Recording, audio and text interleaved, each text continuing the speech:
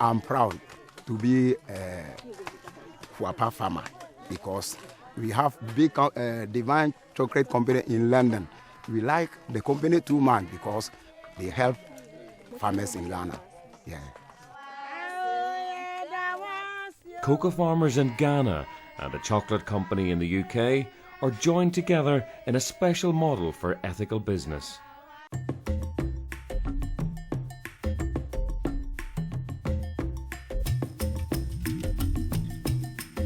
We can only achieve the mission of improving the lives of cocoa farmers by actually running a profitable company. The more chocolate that we turn over, the more cocoa we buy from them, the more they benefit from it.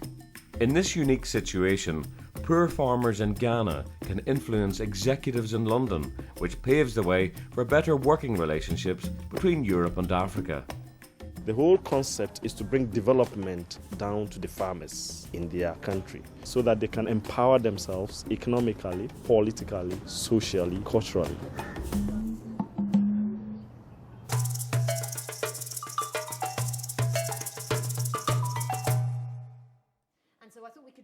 As managing director of Divine Chocolate, Sophie Tranchel is running a company that's making £500,000 each year. It's tough trying to stay afloat in an industry that's dominated by massive international companies.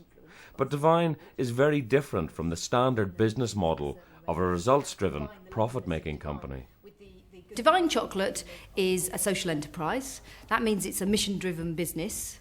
And so what we are first and foremost is a chocolate company, which sort of the name gives it away.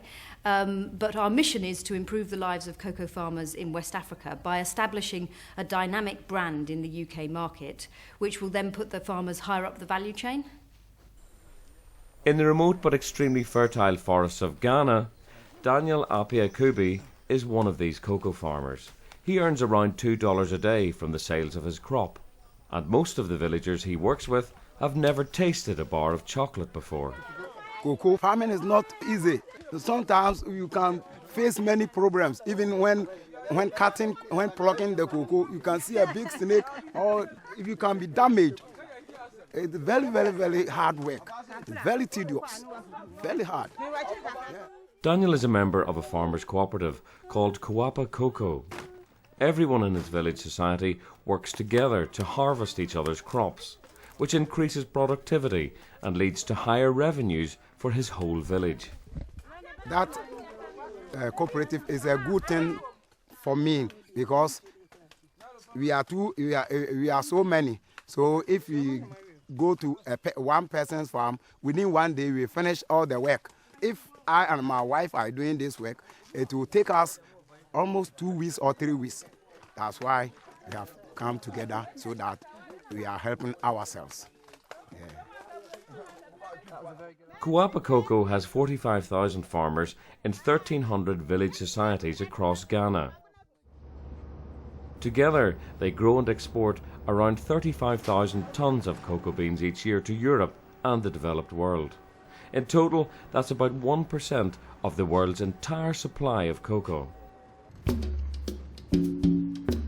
Emmanuel Arthur is one of the company's senior executives, and he earns around $12,000 per year, which goes a long way in Ghana. And as he explains, he sits on the board of an organisation that has a totally unique relationship with the European chocolate industry. It is unique for a company in Ghana to own shares in a UK company. But what is even more unique is the fact that ordinary farmers, cocoa farmers, are the owners or are the shareholders of that company. That means they have a real say in how the company is run. They have seats on the board, so they have access to all the papers and all the decision making. They have influence how the product is marketed, and then they get a share of the profits. So far, the farmers have received 3 dividends, which is when a company pays out a share of profits to its shareholders. As the first dividend, they all decided to take a token payment of $1 per farmer. The second was spent on providing all farmers with machetes, the crucial tool of their trade. And the third was spent on expanding the company to the American market, which they hope will make for higher revenues and more dividends for them in the future.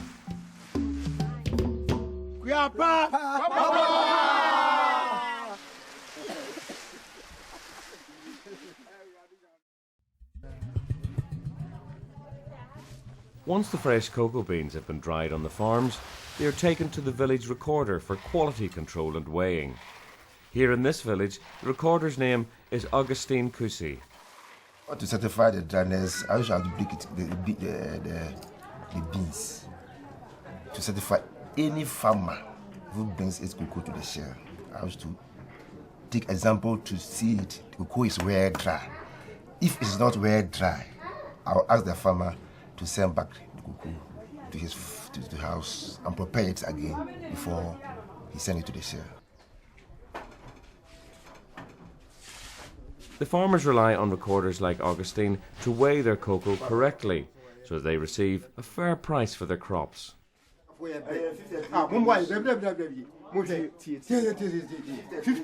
1, 2, 3, 4, 5. 5. 5. So what about crab? What about crab? 54. 54. No, what about 53. I can assure you that you have a very, very good skill, because some of the companies actually, well, I'm not saying we are the best, but I can say that we Kuapa skill is very good.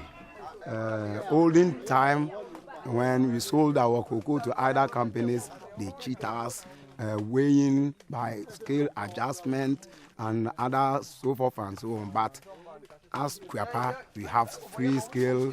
So when a farmer comes and he see what is going on, he became very interested. So every time he brings the cocoa to Kuapa because there is no cheating. Since Augustine is appointed by farmers like Daniel, it is in his interest to keep his scales well balanced. If he doesn't, he'll be voted out of his job, which means taking a pay cut from $4 down to $2 a day. Back in London, the team are working tirelessly to keep revenues coming in. Okay, we're doing really well on Twitter. If you type in chocolate into Twitter, then you find that we are number 5 on the searches, so that is fantastic. One of their most important activities is marketing, to maintain their presence in the minds of consumers and keep pace with the competition. An MD in a small company sort of does nearly everything, I think, and certainly I'm no different in that respect. You've got to make sure that your marketing works and that people have heard of the product so that they can go into the shops and buy it. You've got to make sure that the sales team work and that you're managing to optimise the sales opportunities. And the team have one very important advantage to boost their sales figures. Their product carries the Fair Trade seal of approval. Where Fair Trade has had a big success with big companies in bananas and in coffee and in chocolate, they've actually not had a big success in tea. So none of the big... Many of the products that we enjoy in this country, such as tea, coffee, cocoa, fruit, cotton, are produced by farmers in the developing world, and they're not paid a great amount for what they actually do and what they produce. The Fair Trade system is all about fair play, where Western companies offer a better deal to producers in the developing world. In Ghana, farmers are paid a guaranteed minimum price for their produce, and there are harsh penalties for any companies that aren't playing by the rules. Fair trade companies also offer what's called a social premium. For every ton of cocoa sold, Kuapa Cocoa receives $150 to spend on facilities like schools, health clinics and water wells so that farmers and their families can have a better standard of living. In certain countries, we've seen farmers leaving their farms in droves because they can't make enough to survive. And ultimately, if companies want to ensure that they can still source their products, then they need to invest in the communities that are producing them.